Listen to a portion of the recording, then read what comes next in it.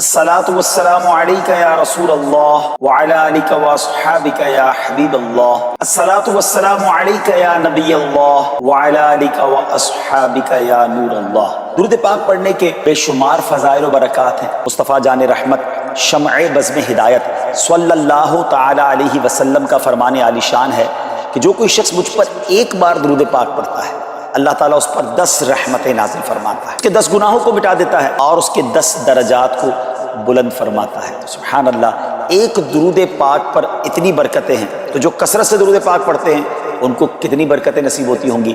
تو ہم سب کو مل کر کثرت کے ساتھ درود پاک پڑھنے ہیں. آئیے مل کر محبت کے ساتھ بآواز بلند درود پاک پڑھ لیں. صلو علی الحبیب صلی اللہ تعالی علی محمد صلی اللہ علیہ وسلم. میرے آقا فرماتے ہیں جب ماہ رمضان کی پہلی رات آتی ہے تو آسمانوں اور جنت کے دروازے کھول دیے جاتے ہیں اور آخر رات تک بند نہیں ہوتے. جو کوئی بندہ اس ماہ مبارک کی کسی بھی رات میں نماز پڑھتا ہے تو اللہ عز و جل اس کے ہر سجدے کے عوض یعنی بدلے میں اس کے لیے 1500 نیکیاں لکھتا ہے اور اس کے لیے جنت میں سرخ یاقوت کا گھر بناتا ہے جس میں 60,000 دروازے ہوں گے اور ہر دروازے کے پٹ سونے کے بنے ہوں گے جن میں یاقوت سرخ جڑے ہوں گے. بس جو کوئی ماہ رمضان کا پہلا روزہ رکھتا اللہ عز و جل مہینے کے آخر دن تک اس کے گناہ معاف فرما دیتا ہے اور اس کے لیے صبح سے شام تک 70,000 فرشتے دعائے مغفرت کرتے رہتے ہیں. رات اور دن میں جب بھی وہ سجدہ کرتا ہے ہر سجدے کے عوض یعنی بدلے اس کے لیے جنت میں ایک ایسا درخت عطا کیا جاتا ہے کہ اس کے سائے میں گھوڑے سوار 500 برس تک چلتا رہے. سبحان اللہ، پہلے دن اور پہلی رات کی یہ بات ہے تو آگے آگے کتنی رحمتیں اور برکتیں ہوں گی.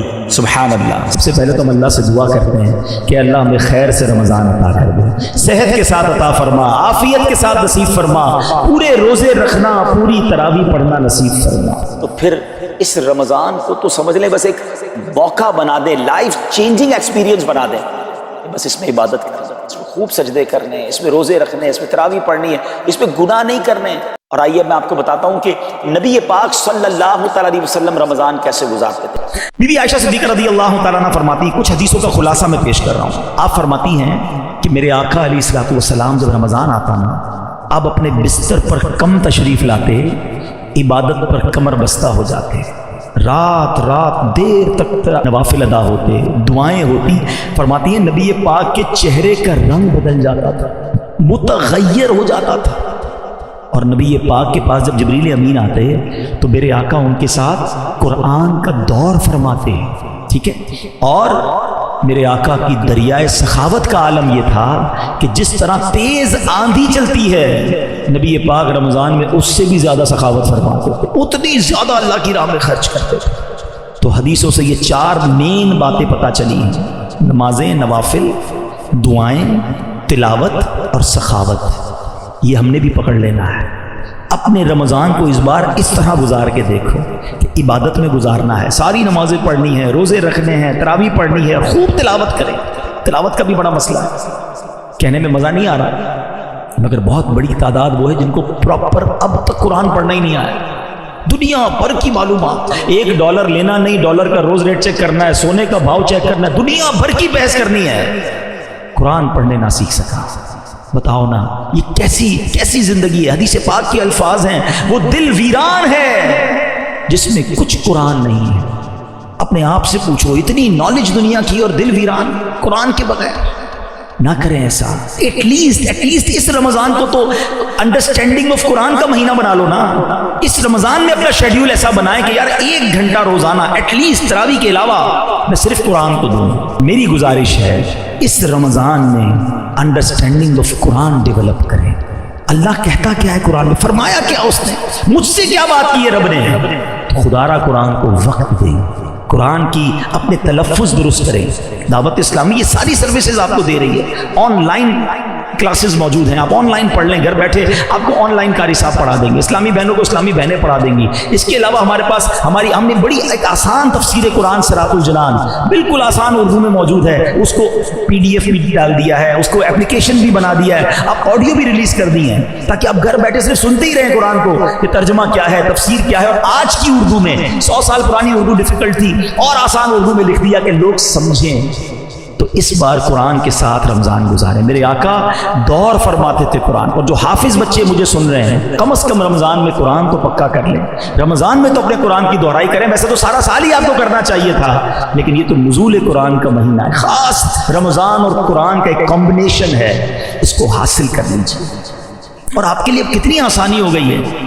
ایک بزرگ نے بڑی پیاری بات کی کہ پچھلے 1400 سالوں میں دین سیکھنا اتنا آسان نہیں تھا جتنا اب آسان ہو گیا ہے. کتابیں PDF پہ آ گئی, ویڈیوز آنا شروع ہو گئی, کورسز آن لائن ہونا شروع ہو گئے. یعنی اگر کوئی دین سیکھنا چاہتا ہے, نہیں چاہتا تو اس کی مرضی ہے. اب فنگر ٹپس پہ دل میں دین ہے. ارے وہ زمانہ تھا لوگ اونٹوں پر گھوڑوں پر, صحابہ کرام نے 6 مہینے کا سفر کیا ایک حدیث سننے کے لیے. آج کمپائل کر کے بکس ہیں, ذرا آپ انٹرنیٹ پہ سرچ کریں, کتابیں موجود ہیں, PDF پہ موبائل میں آ جاتی ہیں, اپلیکیشنز مل جاتی ہیں, آڈیو بکس آ جاتی ہیں. اگر نہیں سیکھنا تو اور بات ہے. ایک جملہ یاد کر لو, کام آئے گا. جس کو کام کرنا ہو نا, کوئی بھی کام کرنا ہو, اس کے لیے راستے بہت ہیں. جس کو نہیں کرنا نا, اس کے لیے بہانے بہت ہیں. اب آپ راستے نکالنے والے ہیں یا بہانے بنانے والے ہیں, یہ خود سوچ لیں. اور پھر اس رمضان میں سخاوت کیجیے. اور یہ جو سخاوت ہے نا, اس کے پیچھے بھی ایک لاجک بڑی پیاری ہے. رمضان کو ماہ صبر بھی کہا جاتا ہے, ماہ مواسات بھی کہا جاتا ہے. ماہ مواسات, مواسات کے معنی کیا ہے؟ خیر خواہی کرنا, مدد کرنا ہے, لوگوں کی ہیلپ کرنا. اب اس میں بھی پتہ کیا ہوتا ہے, بڑی پیاری بات مولانا نقی علی خان جو اعلیٰ حضرت کے بھی والد صاحب لکھتے ہیں کہ رمضان کے روزوں کے پیچھے ایک لاجک ہے. جب انسان بھوکا ہوتا ہے نا, ڈھال ہو جاتا ہے, عصر کے بعد کیفیت ہو جاتی ہے نا, تو بتا اس کو احساس ہوتا ہے کہ غریب کیسے زندگی گزارتا ہے. تمہاری اوقات کیا ہے یہ پتہ چل جاتی. وہ ٹور, وہ کر و فر, وہ جاہ و جلال, آواز ہی نہیں نکل رہی ہوتی. انسان اپنے آپ کو حقیر, عاجز محسوس کرتا. اگر کرے تو یہ رائٹ طریقہ ہے عاجزی اختیار کرنے کا. روزے رکھ کر احساس کرو کہ میں تو افطار کر لوں گا, غریب تو پورا سال ہی بھوکا ہوتا ہے. اور اس میں بھی ہمارے یار دوست کیا کرتے ہیں, سحری میں اس لیے زیادہ کھاتے ہیں کہ پورا دن بھوکا رہنا ہے, اور افطار میں اتنا کھاتے ہیں کہ پورا دن بھوکا رہتے ہیں. پھر سحری اور افطار کے درمیان 4 بار اور کھانا ہے کیونکہ بھائی کل روزہ رکھنا ہے. کچھ دوستوں کا تو پتہ چلتا ہے کہ رمضان میں ویٹ بڑھ جاتا ہے. ارے روزے بھی رکھے اور وزن کیسے بڑھ گیا؟ زیادہ کھایا نا. آپ دیکھ لیں 5-6 رمضان بعد تراویح میں آپ کو کھانسیوں کی آوازیں آنا شروع ہو جائیں گی, کیونکہ ہمارے تو افطار کے واجبات میں سے سموسے ہیں, پکوڑے ہیں, اس کے بدلے تو لگتا ہے افطار ہی نہیں ہوتا. وہ 5-6 چیزیں تو ضروری ہیں. اب روز تیل کی آئٹم کھائیں گے تو گلا خراب ہونا ہے. 10-15 رمضان کے بعد ڈاکٹر سے پوچھ لیں, ادھر جناب وومٹنگ کی اور ڈائریا کی اور اس کی لائنیں لگی ہوئی ہوتی ہیں, کیونکہ ہر چیز کھانی ہے, زیادہ کھانی ہے, اس لیے نہیں آیا رمضان. اچھا جو حکمت تھی بھوکا رہنے کی, وہ بھوک ہی نہیں لگتی. اچھا کچھ ایسے جو سوتے ہی رہتے ہیں, اللہ معاف کرے, ایسے بھی لوگوں کے بارے میں سنا سحری کر کے سوتے, افطار میں اٹھتے ہیں. ہم جب چھوٹے تھے خارا در میں تو ایک جملہ سنا تھا, ہمارے کچھ جو دوست تھے وہ کہتے ہیں بھوپو ٹو بھوپو روزہ رکھتے ہیں. وہ پہلے بھوپو بچتا تھا نا سحری ختم ہونے کا اور افطار کا, بولا بھوپو کر سن کے سو گئے, اب اگلے بھوپو پہ اٹھیں گے. اللہ اکبر, یہ کون سا روزہ ہے کہ تمہاری نمازیں قضا ہو رہی ہیں؟ ٹائم پاس کر رہا ہوں یار, روزہ رکھا ہے تو کیا کر رہے ہیں؟ ویڈیو گیم کھیل رہے ہیں, معاذ اللہ فلمیں دیکھتے ہیں, سنا ہے کیا کر رہے ہیں ہم رمضان کے ساتھ. یہ ہمیں بھوک کا احساس دلانا مقصود تھا. ایک بندے کے بارے میں مولانا نقی علی خان صاحب لکھتے ہیں کہ وہ بڑے پیسے بانٹتا تھا غریبوں میں. اس کے رشتہ دار سمجھاتے کہ بھائی اتنا خرچ مت کر, بچا کے رکھ. بولتا نہیں میں اللہ کی راہ میں خرچ کروں گا. ماشاءاللہ کرتا رہتا. 2-4 دوستوں نے کہا اس کو پکڑ کے بند کر دیتے ہیں تاکہ اس کو یہ انسان بن جائے, تھوڑے بچانا سیکھ جائے. بند کر دیا اس کو کچھ دنوں کے لیے, بھوکا رکھا, قید کر دیا. تھوڑے دنوں بعد چھوٹا نا, جب اس کو چھوڑا تو وہ جا کے اس نے اور خرچ کرنا شروع کر, زیادہ خرچ کرنا شروع کر دیا. تو کہا تمہیں قید سے سبق نہیں ملا؟ کہتا قید میں گیا تو سبق مل گیا کہ بھوکا رہا تو پتا چلا کہ بھوکوں کا حال کیا ہوتا ہے. غریبوں کی فکر تو قید میں رہ کے مجھے ہوئی کہ میں چند دن قید میں رہا ہوں تو میرا یہ حال ہے. جو بیچارے ساری زندگی اس طرح گزارتے ہیں ان کا کیا حال ہوگا. یہ سبق دینے آتا ہے رمضان. مگر یہاں تو پلاننگ ہی کچھ اور ہے. تو پلیز اس رمضان میں نبی پاک کے انداز کو فالو کر لیں اور خوب خرچ کریں. ایک بات آج یاد کر لیجیے, ویسے تو میرے آقا علیہ الصلوۃ والسلام جو فرمائے حق ہے, مگر نبی پاک نے یہ فرمانے سے پہلے کیا انفسائز کیا, تاکیداً کتنی شاندار بات فرمائی. حدیث پاک کا خلاصہ ہے کہ میں اللہ کی قسم کھا کر کہتا ہوں راہ خدا میں خرچ کرنے سے مال کم نہیں ہوتا. تو ڈیفینیٹلی ہو گیا نا کہ آپ نے خرچ کرنا ہے اور یہ کم نہیں ہونا. کیلکولیٹر کہے گا کم ہو گیا, ہاں یہ بتا دوں, ₹1,00,000 میں سے 5,000 دو گے تو 95 ہی کیلکولیٹر بتائے گا نا. لیکن کچھ باتیں بیونڈ دا کیلکولیٹر ہوتی ہیں.